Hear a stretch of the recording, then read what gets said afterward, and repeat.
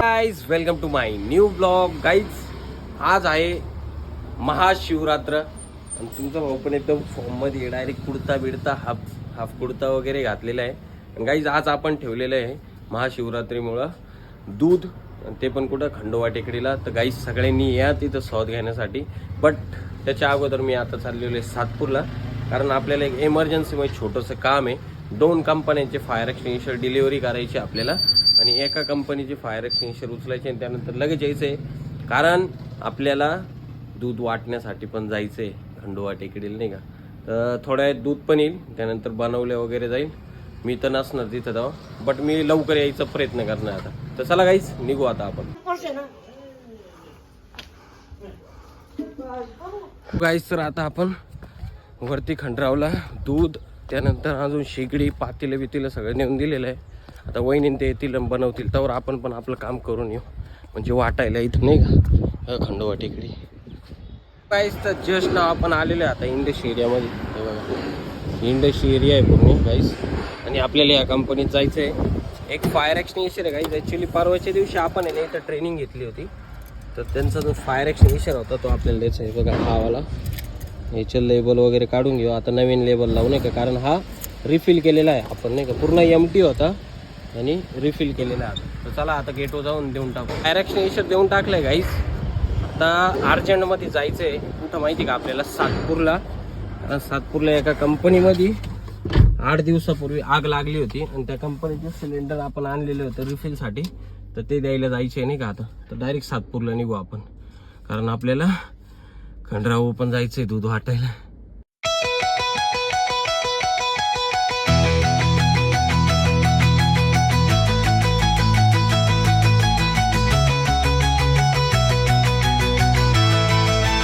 तर जस्ट नाव आपण आलेलं आहे सगळं काही काम करून, आणि त्याच्यात दूध वगैरे ते पहिलेच सगळं वाटून झालं. बट फक्त वरती जाऊ दर्शन वगैरे घेऊन येऊ, नाही का, कारण गेलोच नाही आज, नाही का, वरती. आणि काही डाटामॅटिकचे काही फायर एक्सटिंग्विशर आणलेले होते काही, ते रिफिलिंग करायचे, बट आत्ता नाही करणार आपण, जामाट विषय का. सो गाईज तर आपल्या का आलेला आपला आता नीरज भाऊ. आणि नीरज भाऊची एक व्हिडिओ होती, जी रील होती, ती रील तुमच्या भावाला एडिट करायची होती आणि तुमच्या भावाने एडिट पण केली, प्लस आता इंस्टाग्रामला सोडलेली आहे. हे आपल्या भाऊचं अकाउंट आहे, बघा, बघू शकताय तुम्ही, नीरज म्हणून. आणि ही जी रील आहे गाईज ही आत्ता सोडलेली आहे मी, हे बघा.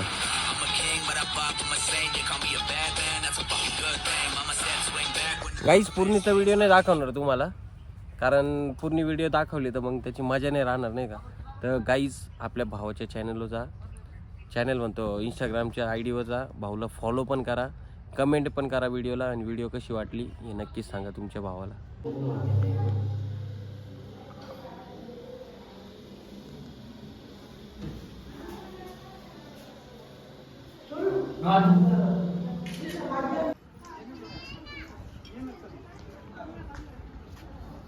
हो गाईस तर जस्ट ना आत्ताशी घरी आलेलो आपण.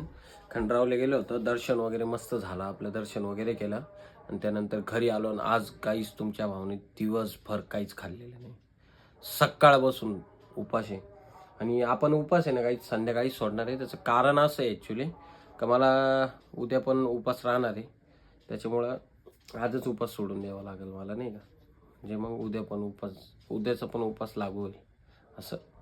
सो गाईस तर जस्ट ना आत्ताशी जेवण झालेलं आहे आणि कालच्या धुळीमुळं आहे ना गाईस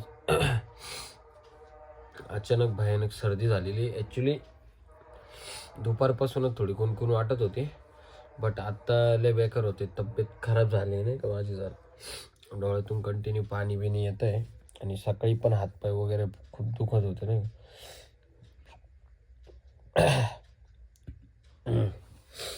बेकार हो राहिलं. चला गाईस आता गोळी वगैरे घेतो आणि झोपून घेतो. मागाशी काही नव्हतं वाटत मला, पण आता मागापासून थोडं पाणी बिणी पिलं ना, गडबड होऊन गेली जरा, नाही का. कंटिन्यू असं पाणी पडतंय नाकातून. चला गाईस गोळी घेऊन झोपतो आता. आणि आय होप की आजचा ब्लॉग तुम्हाला नक्कीच आवडला असेल. तुमच्या भावाच्या चॅनल सबस्क्राईब करा, व्हिडिओ लाईक करा, कमेंट करा. जय महाकाल.